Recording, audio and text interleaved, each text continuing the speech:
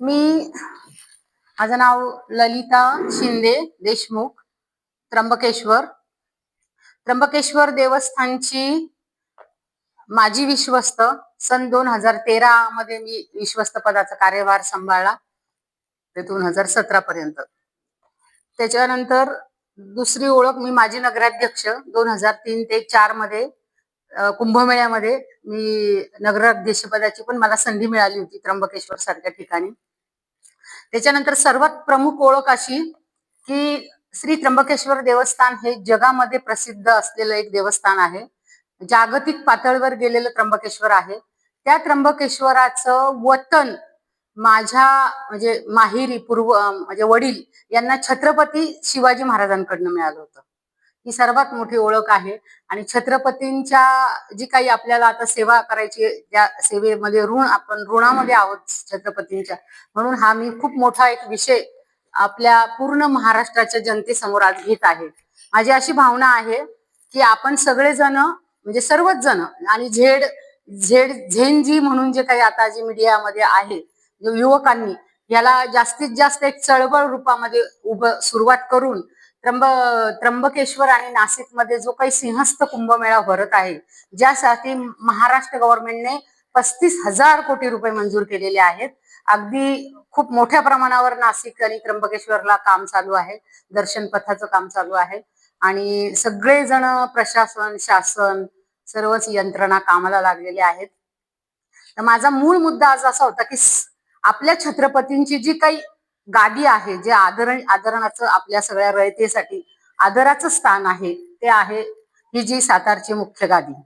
त्या गादीला वंदन करूनच मी ह्या सातारच्या मातीमध्ये सुरुवात करत आहे की जे औरंगजेबाच्या ज्यावेळेस औरंगजेब म्हणा किंवा मुघल म्हणा किंवा इतर जे आक्रमण करणारे लोक होते ते त्या वेळेस त्यांनी आक्रमण करून आपल्या हिंदू धर्मावरती घाला घालण्याचं काम केलेलं होतं.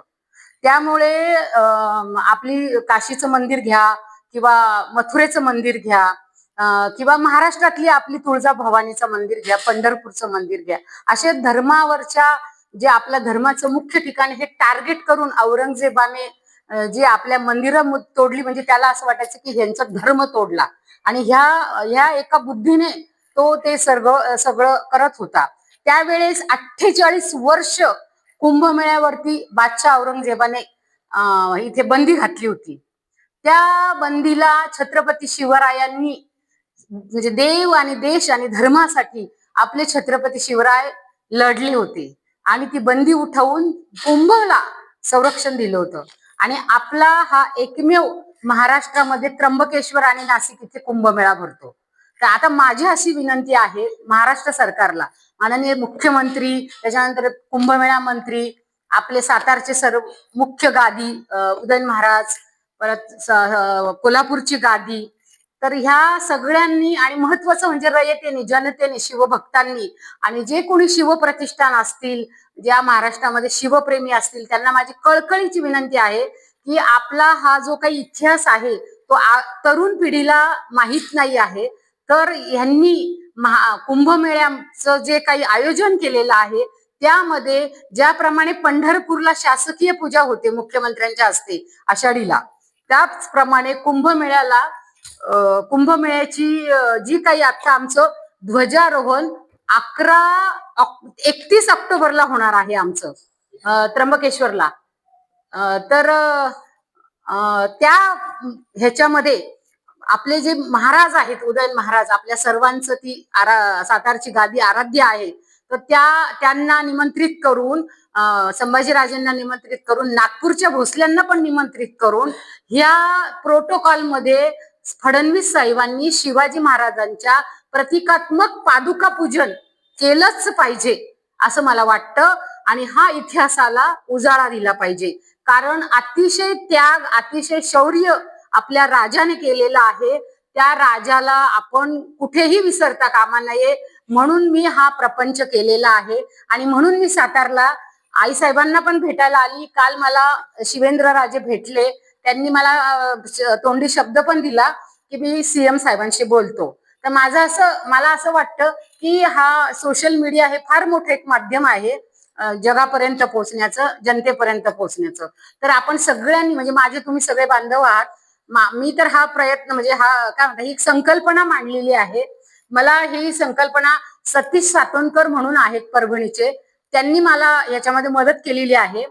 तर हे सगळं आपण पुढे नेलं पाहिजे आणि 31 ऑक्टोबरच्या ध्वजारोहणामध्ये आपल्या छत्रपतींच्या पाद्यपूजा, प्रतिकात्मक पाद्यपूजा ही झालीच पाहिजे असं मला वाटतं. तर मी हा प्रपंच सुरू केलेला आहे आता. आणि मी वतनदार आहे, आम्हाला छत्रपतींचं वतन पण आहे, त्यामुळे वतनदारांचा एक वारस म्हणून पण मी याकडे बघते.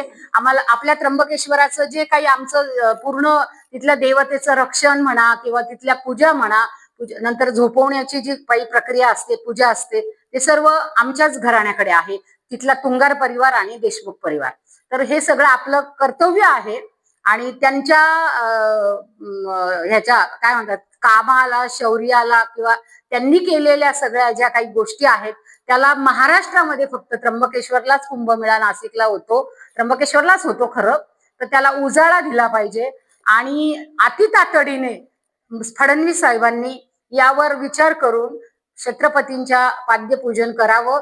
आणि विविध शंकराचार्य यांचं जे भारतामध्ये 4 शंकराचार्याचे मुख्य पीठ आहे, त्यांनी पण ह्या विषयी सकारात्मकता दर्शवली आहे. तर छत्रपती उदयनराजे यांना माझी कळकळीची विनंती आहे. मी सातारमधून तुम्हाला नम्र विनंती करते की महाराज हा विषय आपण म्हणजे मनावरती घ्या आणि आपल्या म्हणजे छत्रपतींचं हे जे काही इतिहास आहे जो कोणालाही माहिती नाही आहे तो माहिती होण्यासाठी आणि पुढच्या पिढीला आपला इतिहास पुढे अजून जाण्यासाठी आपण सगळ्यांनी यासाठी चळवळ उभी करा. धन्यवाद. आता तुम्ही मला प्रश्न विचारू शकता. 30 ऑक्टोबर 2027 ला ध्वजारोहण म्हणजे ज्यावेळेस सूर्य हा सिंह राशीमध्ये येतो त्यावेळेस सिंहस्थ कुंभमेळा नाशिकला भरतो. गुरुचं हे सिंह राशीमध्ये ज्यावेळेस आगमन होतं त्यावेळेस आपल्याला त्र्यंबकेश्वरच्या गोदावरीच्या काठी सिंहस्थ कुंभमेळा भरला जातो. आणि आताचा हा सिंहस्थ कुंभमेळा नरेंद्र मोदी जे आपले पंतप्रधान आहेत, ज्यांनी जसा प्रयागराजला 65 करोड लोकांनी स्नान केलं, न भूतो न भविष्यती असं ते आयोजन केलं आपल्या योगी आदित्यनाथ, त्याचप्रमाणे विशेष लक्ष सीएम फडणवीस यांचं आहे आणि वारंवार ते भेटी देत आहेत, भरपूर निधी तिथे दिलेला आहे. तर अशा ह्या सगळ्या हिंदू बांधव तिथे एकत्र येणार आहेत.